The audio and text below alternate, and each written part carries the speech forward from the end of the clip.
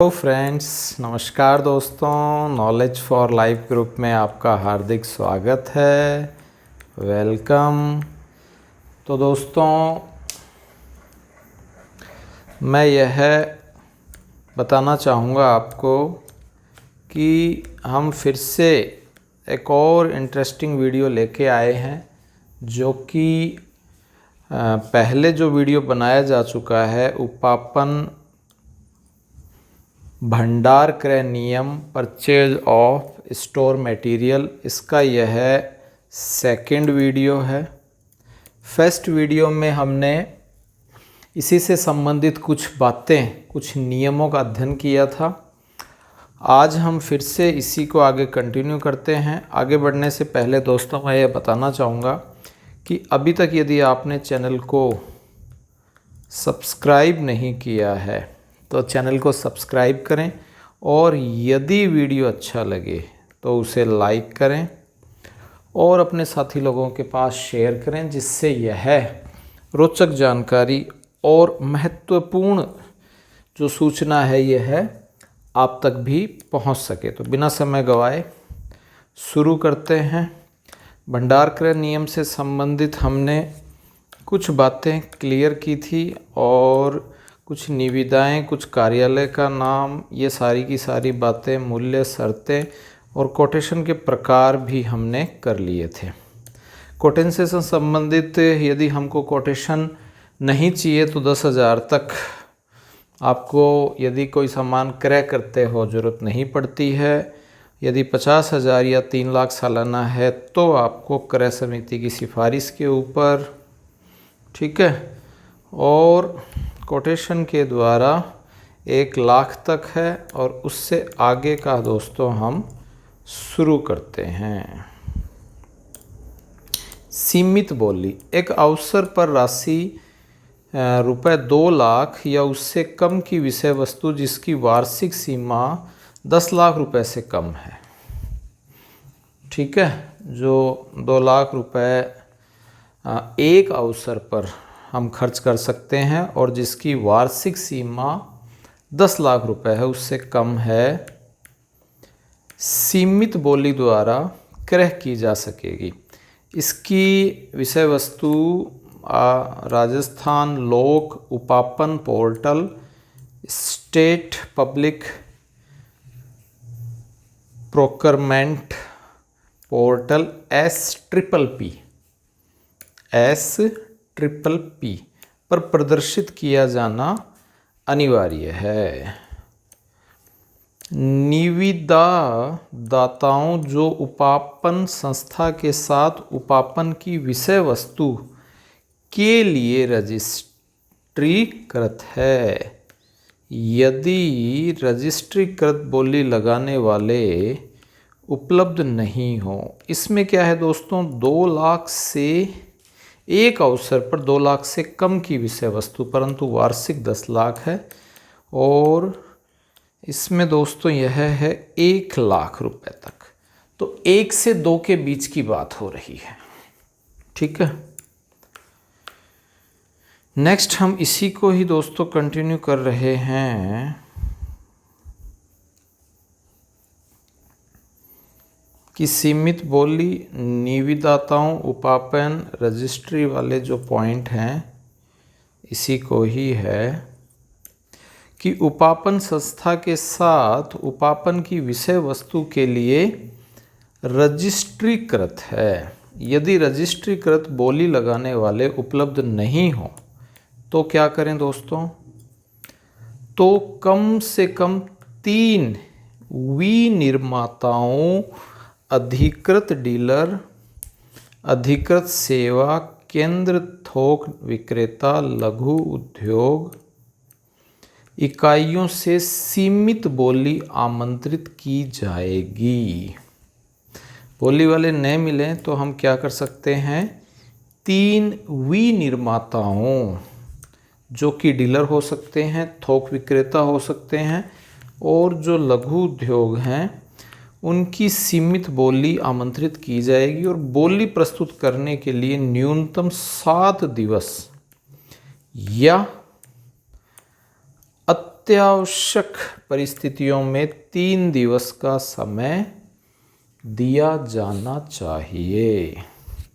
यह है दोस्तों नियम 16।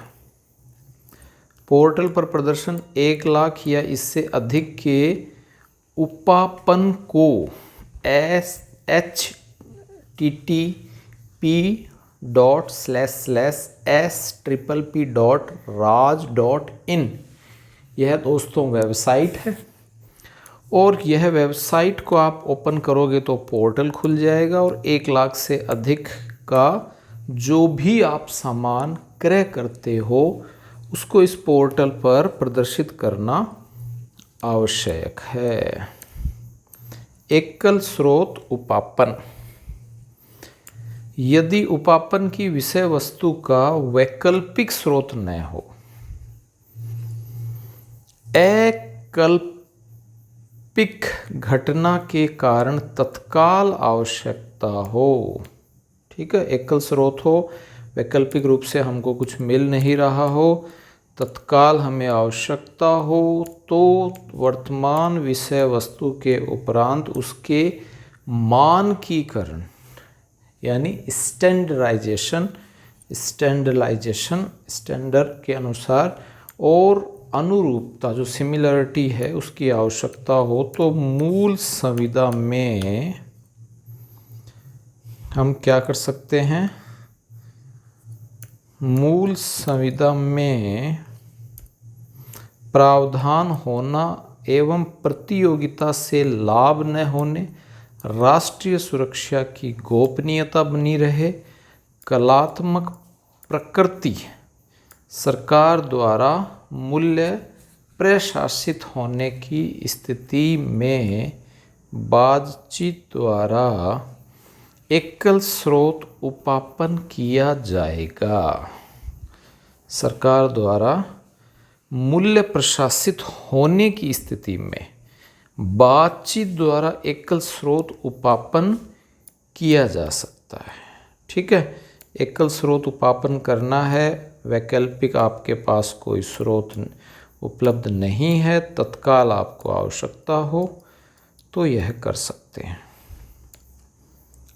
इसमें दोस्तों क्या है, सरकार द्वारा मूल्य प्रशासित होने की स्थिति में बातचीत द्वारा एकल स्रोत उपापन किया जाएगा, जिसमें प्रतिभूति नहीं ली जाएगी, ठीक है, जो भी कॉशन मनी है वो नहीं ली जाएगी। उपापन संस्था द्वारा प्रत्येक मामले में राशि 12 लाख तक की वित्तीय सहायता तथा अधीनस्थ कार्यालयों में 5 लाख की वित्तीय सीमा तक परामर्शी या वृत्तिक सेवाएं भाड़े पर ली जा सकती हैं, ठीक है, बोली के रूप में, और यह 12 लाख और 5 लाख लिया जाएगा। बातचीत द्वारा ही, एकल स्रोत द्वारा ही यह क्लियर किया जा सकता है। उपापन संस्था किसी एकल भावी बोली लगाने वाले से किसी बोली की अभ्यर्थना करेगी, और यदि वह उपापन का मूल्य 1 लाख और उससे अधिक है तो बोली के आमंत्रण को हम जो पोर्टल है उस पर प्रदर्शित कर देंगे, ठीक है। यह आपके नियम 17 है। खुली बोली के लिए प्रत्येक मामले में राशि 2 लाख या उससे अधिक होने पर नियम जो 17 है ऊपर वाले, उसके प्रावधानों को छोड़कर द्विप्रक्रमी बोली 2 स्टेज तकनीकी व वित्तीय बिड बोली भी सम्मिलित है। खुली निविदा आमंत्रित की जाएगी।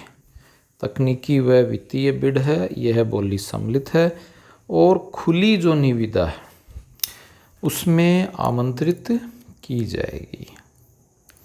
नेक्स्ट है दोस्तों कार्यादेश एवं पीस वर्क।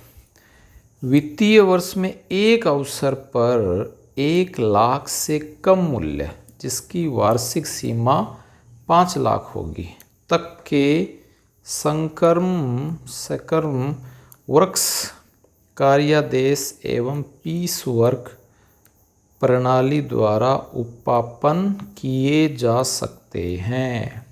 यह नियम 27 है। इसमें क्या है दोस्तों, 1,00,000 से कम मूल्य और वार्षिक कितनी है, 5 लाख रुपए। इसके लिए कार्यादेश केवल रजिस्ट्रीकृत बोली लगाने वाले को अनुसूचित दरों पर दिया जाएगा। कार्यादेश प्रचलित खुली बोली की दरों से अधिक नहीं होना चाहिए। जो भी हम कार्यादेश प्रचलित लेंगे वो खुली बोली से अधिक नहीं होना चाहिए। अगला है दोस्तों, प्रतियोगी बातचीत क्रय समिति के माध्यम से प्रभावी प्रतियोगिता सुनिश्चित करने के लिए बोली लगाने वाले जो 3 से कम न हो, उपापन से संबंधित जो भी पहलू हैं उन पर बातचीत की जाएगी और बातचीत में भाग लेने के लिए जितनी भी बोली लगाने वाले हैं उनको समान अवसर दिया जाएगा। बातचीत पूर्ण होने के पश्चात उपापन संस्था कार्रवाई में शेष रहे समस्त बोली लगाने वालों को विनिर्दिष्ट समय और तारीख तक अपने प्रस्तावों के समस्त पहलुओं के संबंध में सर्वश्रेष्ठ और अंतिम प्रस्ताव प्रस्तुत करने का अनुरोध करेगी। जो भी प्रस्ताव हैं, जितने भी पहलू हैं, उनको सर्वश्रेष्ठ और अंतिम प्रस्तुत करने का अनुरोध भी करेगी कि जो भी प्रस्ताव हैं अच्छे से अच्छा हो और अंतिम हो। बोली लगाने वालों से अंतिम प्रस्ताव प्राप्त किए जाएंगे और जिन पर कोई बातचीत नहीं होगी तथा न्यूनतम दर दाता सफल होगा वो नियम 26 बन जाएगा। दर संविदा सामान्यतः 1 वर्ष से अधिकतम 2 वर्ष की अवधि हेतु यह खुली प्रतियोगी बोली द्वारा दरें संविदा पर दी जा सकती हैं। जो भी दर संविदा है वो अधिकतम 2 वर्ष के लिए, ठीक है दोस्तों, अधिकतम 2 वर्ष के लिए दी जा सकती है। बोली दस्तावेजों में प्रावधान होने पर न्यूनतम दर पर 1 से अधिक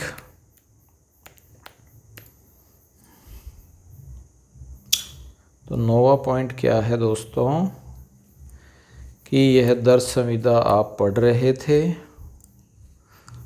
और इस दर संविदा में जो यह है दरें संविदा पर दी जाएंगी और बोली दस्तावेजों में प्रावधान होने पर न्यूनतम 1 से अधिक बोलीदाता की दर से यह विदा किया जाएगा, जो कि एलडी एवं कीमत गिरने के खंड के अध्ययन होगी।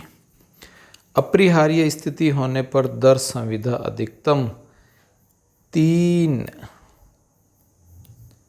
मास के लिए बढ़ाई जा सकती है। कोई ऐसी स्थिति हो कि यह प्रक्रिया न हो सके तो 3 मास के लिए उसे हम बढ़ा सकते हैं। यह नियम 29 है। तो दोस्तों यह 9 नियम थे, इनके तहत हम क्रय करने के लिए विषय वस्तु या सामग्री अपने जो भी कार्यालय है उसमें जो भी आपके जो भी संस्था है उसमें हम ले सकते हैं। और इसी को समराइज्ड करके हम फिर से एक यह देखते हैं जिसमें यह आपके कुछ पॉइंट्स और दे रखे हैं, एक एक करके हम इनको समझ लेते हैं। ठीक है दोस्तों,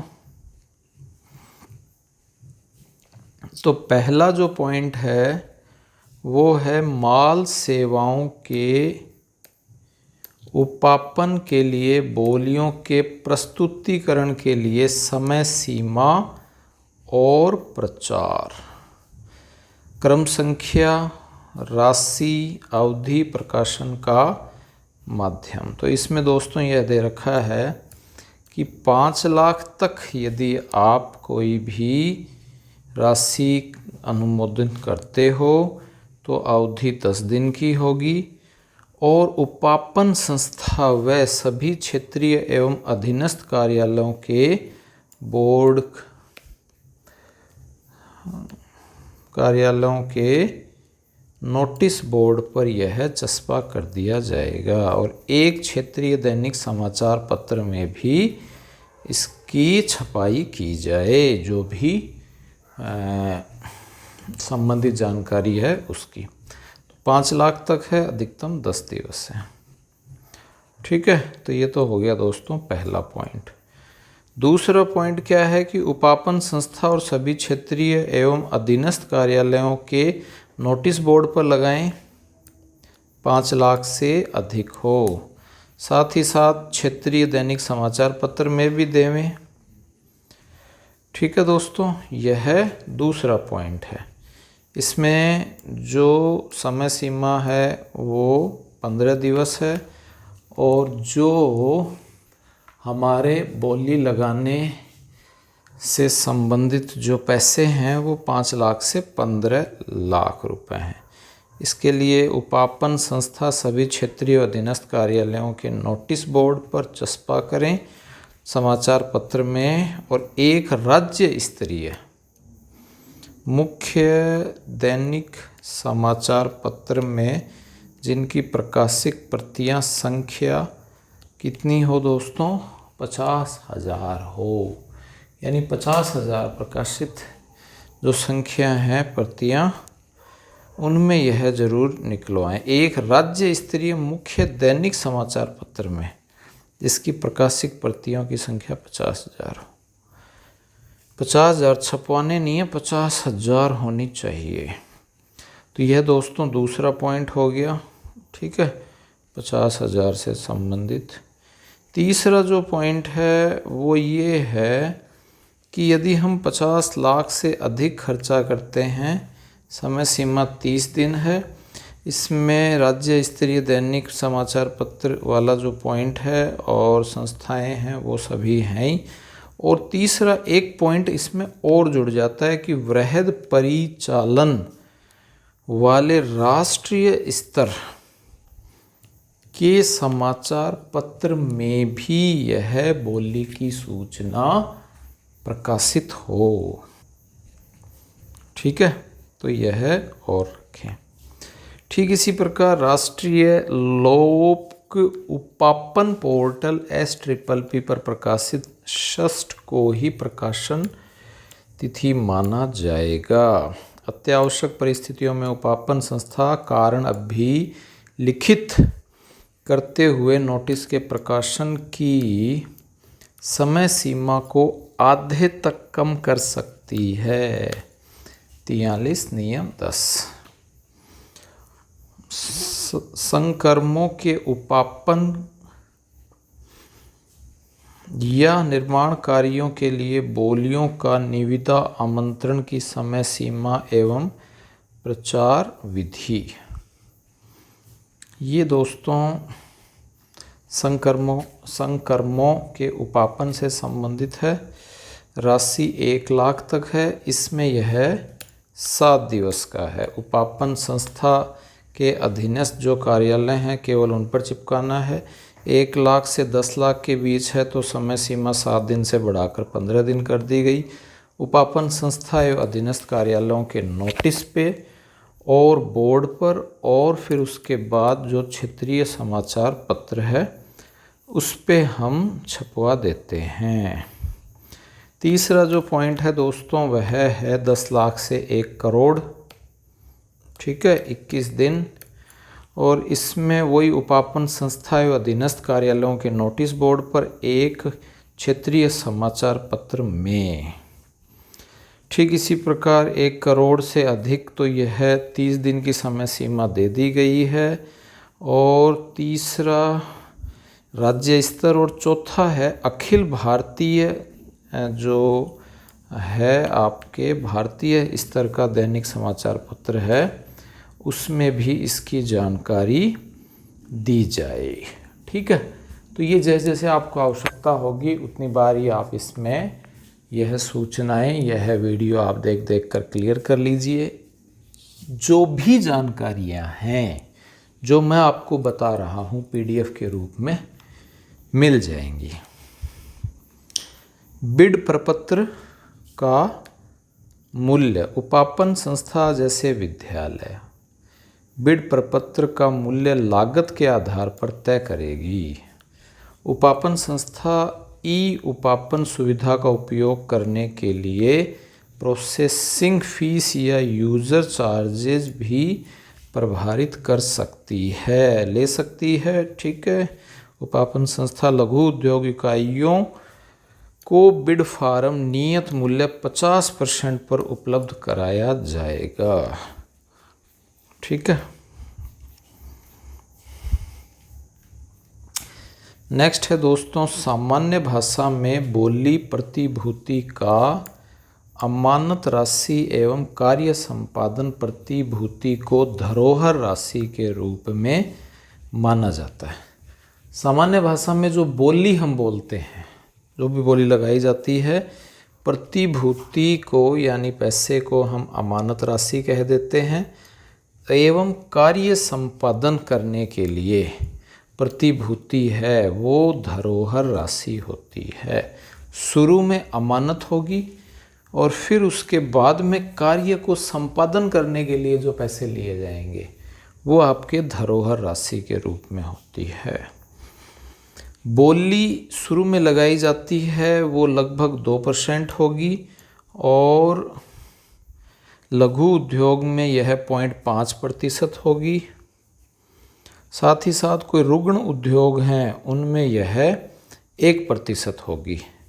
बोली प्रतिभूति जो है वो नगद, बैंकर चेक या ड्राफ्ट बैंक गारंटी या ई ग्रास माध्यम से जमा करवाई जाएगी। तो पहले तो दोस्तों यह क्या है, पहले यह अमानत राशि है, फिर यह धरोहर राशि बन जाती है। जमा कराने के तरीके नगद भी है, बैंकर भी है, चेक है, ड्राफ्ट है, बैंक गारंटी है, ई ग्रास है। इस तरह से नियम 42 के तहत करवाया जाता है। कार्य संपादन प्रतिभूति माल सेवाओं की आपूर्ति के मामले में 5% तथा संक्रमों निर्माण कार्य के मामले में यह 10% होगी। लघु उद्योग इकाइयों के मामले में यह 1% तथा रुग्ण उद्योग के मामले में यह 2% होगी। ठीक है, ये नेक्स्ट इसमें धरोहर राशि की अब बात हो गई। धरोहर राशि में माल सेवाओं आपूर्ति के लिए 5%, संक्रमों के लिए 10%, लघु उद्योग इकाइयों में यह 1% तथा रुग्ण के लिए यह 2% होगी।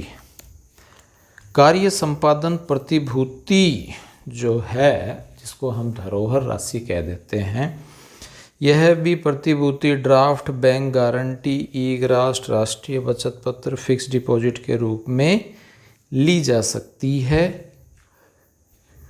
बैंकर के माध्यम से भी नहीं और कैश भी नहीं ले सकते।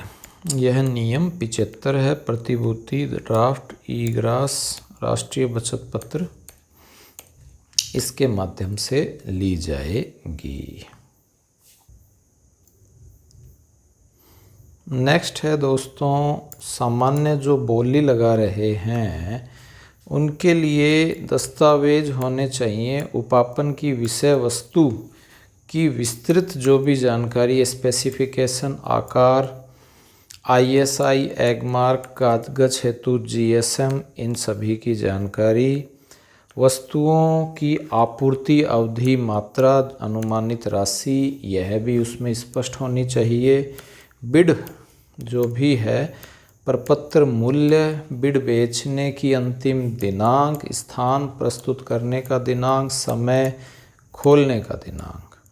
साथ ही साथ जो भी बोली लगाई जाती है उसके लिए अमानत राशि, बिक्री समाशोधन प्रमाण पत्र, अधिकृत विक्रेता का प्रमाण पत्र, संविदा या अनुबंध जो भी है उसका प्रारूप, तकनीकी बिड और वित्तीय बिड प्रस्तुत करने के लिए बोली दस्तावेजों का स्पष्ट उल्लेख होना चाहिए। तकनीकी बिड में सफल जो बिडर्स हैं की ही वित्तीय बिड खोलने का उल्लेख, तकनीकी बिड में सफल बिडर्स की ही वित्तीय बिड खोलने का उल्लेख होना चाहिए। ये 7 पॉइंट हैं, इनको आप ध्यान रखें। इसी प्रकार निविदा विक्रय एवं प्राप्ति का लेखा। निविदा यदि विक्रय करते हैं उसके लिए SR प्रपत्र 9 में यह रखा जाएगा और इसमें जो क्रेता है उसके हस्ताक्षर होंगे। निविदा प्राप्ति को लेखा SR प्रपत्र 10 में रखा जाएगा। निविदा प्रपत्रों से प्राप्त राजस्व जो बजट मद है 0075 और विविध सामान्य सेवाएं 800, अन्य प्राप्तियां 52, निविद शुल्क अन्य प्राप्तियों में जमा हो जाएगा। निविदा दाता द्वारा करारबंद प्रपत्र निष्पादन हेतु स्टाम्प जो ड्यूटी हैं उनकी दरें। उसके लिए क्या है दोस्तों कि विद्यालयों में सामान्य राष्ट्रीय माध्यमिक शिक्षा अभियान, ठीक है, समसा द्वारा होता है, माध्यमिक शिक्षा अभियान द्वारा संवेदक से अनुबंध किए जाते हैं। निर्माण, ठेके, श्रम या सेवाएं, संपत्ति का हस्तांतरण, माल सहित सेवाओं के करारबंद पत्र निष्पादन पर 10 लाख के अनुबंध वाली राशि की जाती है। तो ये स्टाम्प ड्यूटी की दरें हैं। साथ ही साथ जो भी रमसा के तहत, समसा के तहत, रमसा, समसा, SSA के तहत जो भी कुछ अनुबंध किए जाते हैं, निर्माण ठेके के लिए, श्रम के लिए, सेवाएं के लिए, संपत्ति के हस्तांतरण, माल सहित, उनके लिए जो किए जाते हैं वो 10 लाख के लिए 500 रुपये, 10 लाख से ज़्यादा के लिए 1000 रुपये स्टाम्प दरें होती हैं। धरोहर राशि प्रतिभूति निक्षेप का प्रदाय क्या है कि असफल निविदा दाताओं की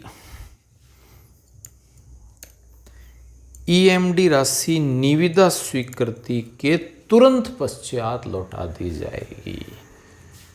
क्लियर? जो भी धरोहर राशि ले ली आपने, लेने के बाद में क्या हुआ दोस्तों, जिन जिन का नंबर नहीं आया उनको वह लौटा दी जाएगी। प्रतिभूति राशि की वापसी एक मुश्त होगी, किंतु परंतु नहीं, एक मुश्त हो जाएगी। आपूर्ति पूरा हो जाने के 1 माह के भीतर तथा आपूर्ति विभाजित तथा अंतिम आपूर्ति 2 माह के भीतर कर दी जाएगी। एक मुश्त क्रय में, ठीक है, तो ये ध्यान रखें, जो भी प्रतिभूति राशि है वापसी एक मुश्त क्रय में आपूर्ति के पूरा हो जाने के 1 माह के भीतर ही आपूर्ति विभाजित है तो 2 माह के भीतर, अन्यथा एक साथ। गारंटी वारंटी की शर्त होने पर उस समय निर्धारित अवधि के समाप्त होने के बाद लौटा दी जाती है। धरोहर राशि कब जब्त करनी है? निविदाकार द्वारा प्रस्ताव को निविदा स्वीकार करने से पहले वापस लेना, संशोधन करना है। निविदाकार जो है उस प्रस्ताव को निविदा स्वीकार करने से पहले वापस लेना और उसे संशोधन करना। अनुबंध को निर्धारित करते समय क्रियान्वित नहीं करना। यदि ये सभी चीज़ें होती हैं तो धरोहर राशि जब्त कर ली जाएगी। जो भी निविदा वाले हैं वो स्वीकार करने से पहले ही उसमें संशोधन करने लग जाएं, निर्धारित समय पर नहीं करें, आपूर्ति ही आरंभ नहीं करें, आदेश के पश्चात भी प्रतिभूति राशि जमा नहीं करवाएं और फिर करवाते हैं तो जब्त कर ली जाती है। ठीक है। अंतिम जो पॉइंट है, प्रतिभूति निक्षेप जमा कराना धरोहर। अनुबंध में किसी शर्त का उल्लंघन करना संतोषजनक आपूर्ति नहीं होती है।